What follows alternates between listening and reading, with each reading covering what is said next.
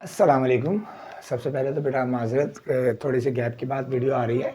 इंशाल्लाह अभी ऐसा नहीं होगा। तो आज जो हम स्टार्ट कर रहे हैं चैप्टर वो है चैप्टर 9।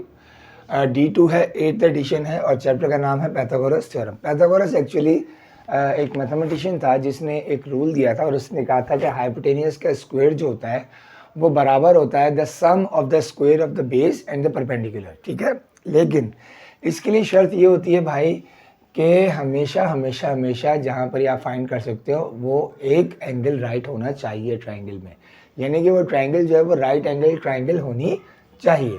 अब आ जाए, सबसे पहले तो हम आपको ये बता दें कि जी कौन सी चीज़ कहाँ होती है। याद रखिएगा सर, ये एक राइट एंगल है और इसका ऑपोजिट जो होता है वो हमेशा क्या होता है, हाइपोटेनियस। हाइपोटेनियस, ठीक है, और इसको डिनोट किया जाता है सी से। ठीक है, उसका बाद आ जाए ट्राइंगल जहाँ पर बेस कर रही है, यानी कि जहाँ पर खड़ी है उसको हम कहते हैं बेस और इसको हम डिनोट करते हैं बी से। ठीक है, और ये क्या है, इसको हम कहते हैं परपेंडिकुलर। ठीक है, ये है परपेंडिकुलर और इसको हम कहते हैं ए इज एल्टीट्यूड एज वेल हो सकता है। ठीक है जी, अब अगर मैं फॉर सपोज इनका नाम दे दूं, ये है ए, ये है बी, ये है सी, तो उसने क्या कहा था, उसने कहा था कि जी हाइपोटेनियस का स्क्वायर जो होता है वो हमेशा बराबर होता है the sum of the perpendicular square and the base square. तो इसका फार्मूला बन जाता है भाई, उसने कहा था सी स्क्वायर बराबर होता है ए स्क्वायर प्लस बी स्क्वायर। अच्छा जी देखें, सी क्या है, हाइपोटेनियस है, ए क्या है, परपेंडिकुलर है, और बी क्या है, बेस है। ठीक है, ये फार्मूला एक ही है और ये it will remain same through out the chapter. यही फार्मूला रहेगा। तो अब हम इसको अपनी एक्सरसाइज को स्टार्ट करते हैं, बिस्मिल्लाह करते हैं। इसके लिए आपके पास कैलकुलेटर होना ज़रूरी है, सिंपल कैलकुलेटर जिसमें अंडर रूट गिवन हो। ठीक है, अच्छा जी, अब आ जाए, ये क्वेश्चन नंबर 1 का ए पार्ट है। अगर आप गौर करो बेटा तो ये आपका राइट एंगल बन रहा है। मैंने आपसे अभी कहा था कि राइट एंगल के ऑपोजिट जो भी होता है वो हाइपोटेनियस होता है। अच्छा, इन दोनों में से आप किसी को भी बेस ले लें, किसी को भी परपेंडिकुलर ले लें, ये मैटर नहीं करता, मैटर सिर्फ इस स्लोप पे करता है जो कि हाइपोटेनियस है। ठीक है जी, अब हम करते हैं जी, फार्मूला लगाते हैं। फार्मूला है C square is equals to A square plus B square. ठीक है, ठीक है जी। अब आप ये देखेंगे सी स्क्वायर की जगह पे ए गिवन है, तो ये मैटर नहीं करता। आप अपना नाम रख सकते हैं, इसकी जगह मेरा नाम रख सकते हैं, किसी का भी नाम रख दें, वो मैटर नहीं है। लेकिन ये कंफर्म है कि यहाँ पर जो कुछ भी आएगा वो सी ही होगा। ठीक है, तो अब हम पहले सी फाइंड कर लेंगे। C square is equals to A square, आपके पास 20 का स्क्वायर, और याद रखिएगा ऐसे ही लिखना है आपने, प्लस 21 का स्क्वायर। तो ये हो जाएगा जी C square is equals to 20 का स्क्वायर होता है 400, 20 मल्टीप्लाई बाई 20 इज 400, प्लस 21 का स्क्वायर होता है 441। ठीक है जी, ये आ गया सी स्क्वायर इज इक्वल्स टू, ये आपका प्लस करोगे तो हो जाएगा 841। अब प्रॉब्लम यह है बेटा कि यहाँ पर आपके पास आया है सी स्क्वायर, जबकि आपने फाइंड क्या करना है, हाइपोटेन्यूज यानी कि सिंगल सी।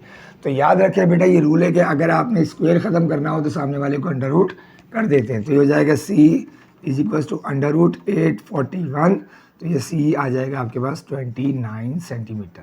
अच्छा, एक और बात मैं छोटी सी बताना भूल गया, वो ये है कि सी जो होता है, या आप अपने दिमाग में रखिएगा कि सी जो होता है वो हमेशा ए और बी से बड़ा होगा। अगर कभी ऐसा होता है कि सी ए या बी से छोटा आ जाए तो याद रखिएगा वो सवाल ही गलत होगा। सी जो होता है hypotenuse is always greater than A and B. ठीक है, ये आप इसका सबूत ये कि ये 20 है, ये 21 है और ये आपके पास 29 है। डेफिनेटली यहाँ पर भी यही होगा। ठीक है, अब आ जाए सर, अब ये है राइट एंगल, इसका मतलब ये क्या होगा, सी। बच्चे कंफ्यूज हो जाते हैं कि जी क्या, हम कैसे पता लगेगा। तो मैंने आपको ट्रिक बता दी है कि 90 डिग्री जहाँ प्रोड्यूस हो रहा है उसके ऑपोजिट जो भी होगा वो सी होगा। अब यहाँ पर ए था, यहाँ पर बी नाम दे दिया। ठीक है, तो यहाँ पर आ जाएगा जी C square is equals to A square plus B square. ठीक है जी, ये हो जाएगा जी C square is equals to, आपकी मर्जी है इनमें से कोई भी आप परपेंडिकुलर ले लो, बेस ले लो, तो हो जाएगा जी 12 का स्क्वायर प्लस 35 का स्क्वायर। तो हो जाएगा जी C square is equals to 144, सी का स्क्वायर 144 होता है, प्लस 35 का स्क्वायर होता है 1225। ठीक है बेटा, अब सी स्क्वायर आ जाएगा आपके पास 144, ये हो जाएगा जी 1369। ठीक है सर। अब हमने सी फाइंड करना है, तो सामने वाले का अंडर रूट कर देंगे। C is equal to under root 1369, तो इसका रूट निकाल लो। रूट आपके पास निकलेगा 37, तो ये आपके पास आ गया 37 सेंटीमीटर। ठीक है बेटा, ये आपका हो गया आंसर। अभी हम करते हैं नेक्स्ट क्वेश्चन। अच्छा जी, आ जाए सी और डी। अगर आप सी में देखो तो ये राइट एंगल है, तो इसका मतलब ये है कि ये आपके पास क्या है, हाइपोटेनियस। तो इसमें भी आपने हाइपोटेनियस फाइंड करना, तो हो जाएगा जी C square is equals to 12 square plus 10 square. अच्छा, फिर मैं बता रहा हूँ कि इसमें और इसमें परपेंडिकुलर और बेस में कंफ्यूज नहीं होना। आप कोई भी एक चीज़ एज अ बेस ले सकते हो, कोई भी एक चीज़ एज अ परपेंडिकुलर ले सकते हो। तो हो जाएगा C square is equals to 144 plus 10 का स्क्वायर है तो 100, ये हो जाएगा C square is equals to 224। दोनों को प्लस करो, C is equals to under root 224 करो, तो आपके पास आ जाएगा 224, ये आ जाएगा जी 14.96 भी आ सकता है, 14.97 भी आ सकता है, और इवन के 15 भी कंसीडर कर सकते हो।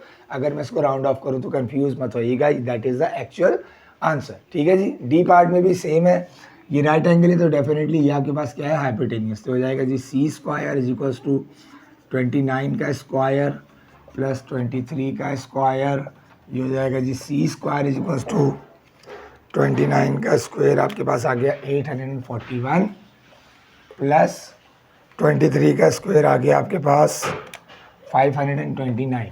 ठीक है जी। अब इन दोनों को प्लस करो, सी स्क्वायर इज इक्वल्स टू 1370। ठीक है जी। अब आपने सी फाइंड करना, रूट कर दो, C is equals to under root 1370, तो सी आपके पास आ गया 37.01 सेंटीमीटर। अच्छा, मज़ेदारी की बात है, आप इसको 37 भी कंसीडर कर सकते हैं। ठीक है जी। अब हम करते हैं क्वेश्चन नंबर 2। अच्छा जी, क्वेश्चन नंबर 2, ये मैंने चीज़ें लिख दी हैं, लेकिन मैं आपके लिए सवाल पढ़ देता हूँ। आपसे क्या कह रहा है कि in a triangle A B C, A B is equals to 8 centimetre given है। ठीक है, बी सी आपके पास 15 सेंटीमीटर है, और एंगल ए बी सी आपके पास है 90 डिग्री। तो आपने ए सी फाइंड करना है। कॉमन सेंस की बात है कि बच्चे कंफ्यूज हो जाते हैं कि जी कैसे बनेगा। याद रखिएगा, अगर आप इन चीज़ों को लेके अपनी डायग्राम प्रॉपर बना लोगे तो सवाल कभी भी गलत नहीं होगा। ठीक है, अब हम आपको डायग्राम में हेल्प करते हैं। देखें जी, सबसे पहले क्या है, ए बी है आपके पास 8 सेंटीमीटर, ये हमने बना दिया ए बी है आपके पास 8 सेंटीमीटर। अब क्या कह रहा है, बी सी 15 है, जबकि angle A B C is 90 degree. अब देखो, याद रखो कि जो चीज़ भी सेंटर में आती है ना, एंगल हमेशा उस पर प्रोड्यूस होता है। ए बी सी, अगर ए सी बी होता तो डेफिनेटली सी के ऊपर 90 बनता, अगर बी ए सी होता तो फिर ए पे बनता। इसका ना यहाँ पर बनेगा 90 डिग्री, तो ये आपने बना दिया भाई 90 डिग्री का एक एंगल, ये बन गया 90। अब वो क्या कह रहा है कि जी बी सी है 15 सेंटीमीटर, यानी ये सी है, तो ये आपके पास आ गया 15 सेंटीमीटर। अब आपने फाइंड क्या करना है, ए सी, यानी ये आपने फाइंड करना है।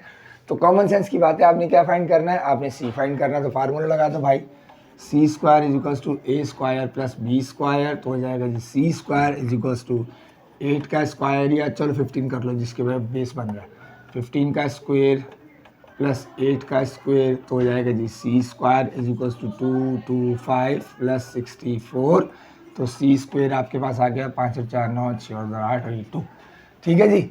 अब आपने फाइंड करना है सही, तो ये हो जाएगा C is equals to under root 289, तो सी 289 का स्क्वायर रूट होता है 17 सेंटीमीटर। ये आपका आ गया आंसर। ठीक है बेटा, तो अब हम करते हैं क्वेश्चन नंबर 3। अच्छा जी, ये है क्वेश्चन नंबर 3 बेटा। 3 में भी यही कह रहा है, लेकिन थोड़ा सा चेंज करके उन्होंने दिया है। वो क्या कह रहे हैं, a triangle D E F is right angled at E, यानी वो जो राइट एंगल बन रहा है वो कहाँ बन रहा है, ई के ऊपर बन रहा है। फिर उसने कहा कि जी डी ई आपके पास है 6.7 मीटर, ठीक है, और ई एफ है आपके पास 5.5 मीटर। तो आपने डी एफ फाइंड करना है, तो अगेन आपने सी फाइंड करना है। फार्मूला लगा दो, C square is equals to A square plus B square, ये हो जाएगा C square is equals to 5.5 का स्क्वायर प्लस 6.7 का स्क्वायर। डेसिमल में है तो थोड़ा सा ध्यान से कीजिएगा। ये हो जाएगा 5.5 का स्क्वायर, 5.5 का स्क्वायर, ये हो गया आपके पास वेट जी 5.5 का स्क्वायर होता है बेटा 30.5, सॉरी 30.25 प्लस फिर 6.7 का स्क्वायर निकालो, ये आपके पास आ जाएगा। फिर थोड़ा सा गलती हो गई है, वो एक्चुअली कंप्यूटर कैलकुलेटर में का मसला आया हुआ है, वेट। अच्छा जी, उसके बाद आ जाएगा 6.7 का स्क्वायर आपके पास आ जाएगा बेटा 44.89, ठीक है जी 44.89। अब आप प्लस करोगे C square is equals to plus 30.25, ये आपके पास आ जाएगा जी 75.14। अब आपने रूट फाइंड करेंगे 75.14, तो आपका आंसर आ जाएगा जी 8.66 इज द एक्चुअल आंसर। अच्छा जी 8.69 भी कर सकते हैं, 8.7 भी इसको फाइंड कर सकते हैं, ठीक है जी। सो ये आपका था क्वेश्चन 1 till 3। सो आपसे हम्बल रिक्वेस्ट है बेटा कि चैनल को शेयर करें, सब्सक्राइब करें, लाइक करें, बेल आइकन ज़रूर दबाइएगा, और अगर कोई क्वेरी हो तो ज़रूर पूछिएगा। और एक आपसे ज़रूरी बात करनी है कि I try my level best कि अभी गैप ना है, लेकिन आप लोगों से बड़ी हम्बल रिक्वेस्ट है बेटा कि चैनल को शेयर ज़रूर करें, सब्सक्राइब ज़रूर करें, और वीडियोस को पूरा देखें ताकि आपको मैक्सिमम और अच्छे से समझ में आ सके, ठीक है बेटा। इंशाल्लाह फिर मुलाकात होती है नेक्स्ट वीडियो में। Thank you.